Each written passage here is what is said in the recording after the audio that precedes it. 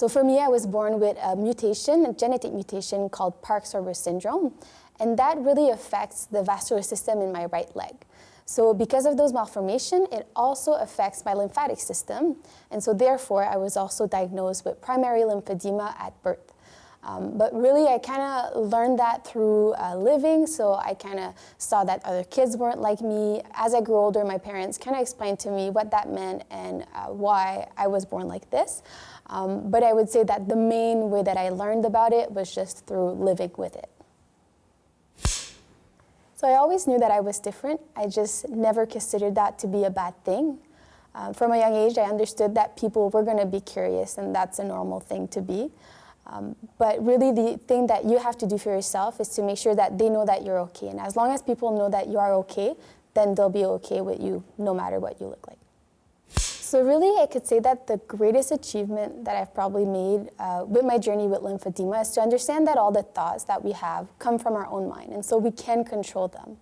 For me, it's as black as white, as understanding that if you're feeling sad or if you're frustrated with your diagnosis, those are bad feelings, and so that's bad. But if you decide to empower yourself and if you decide to seek support and support others, then that's a good feeling, and that's good. So that's when I kind of decided that lymphedema I could use as an excuse. I could say that it's because of lymphedema that I don't look like others, or that I have a hard time shopping for things. But it's really not because of lymphedema. If I would have those problems, it would be because of myself.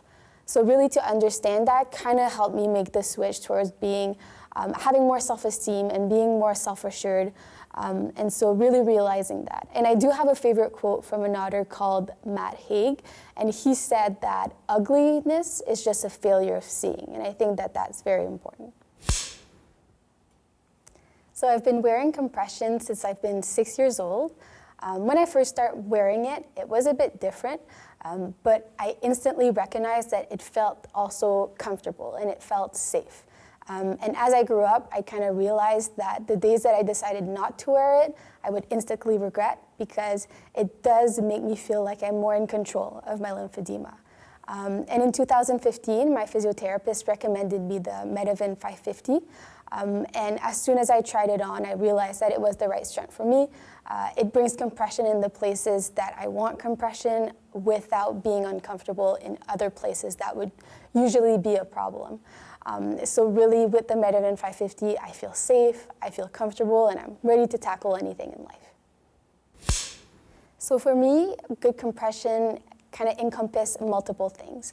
One of them is to stop the swelling. So as I wake up through the day, I walk around, the lymphatic fluid in my leg, it can't really circulate well. So the role of my compression should be to act as a barrier, to make sure that my leg doesn't swell too much towards the day.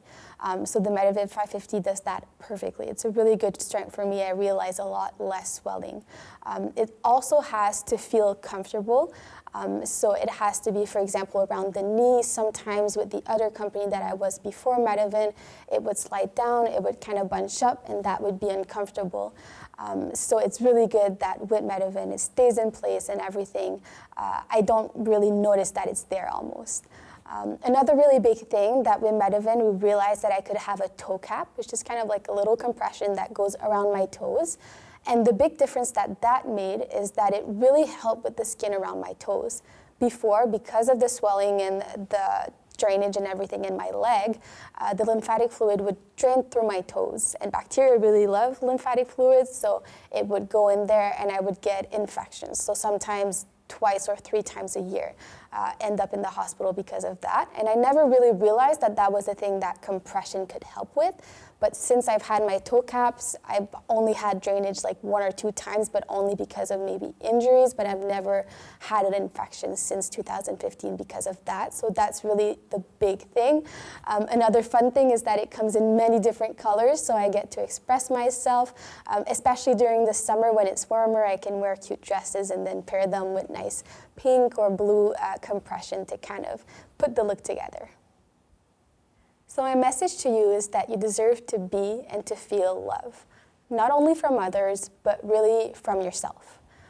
I know if you have low self-esteem, it doesn't come overnight. You really have to work on it. But my tip is to find something that you like about yourself or something that you like to do, and to try and not completely ignore, but to see through or past the negative aspect of your body or of your life, because those will always be there. So might as well concentrate on the ones that are good. Really, it's really important to feel yourself and to know that everyone is different, everyone is unique, and to see the beauty in everything. And I believe that once you see that, and once you believe, you're able to see that in yourself, you're going to be okay.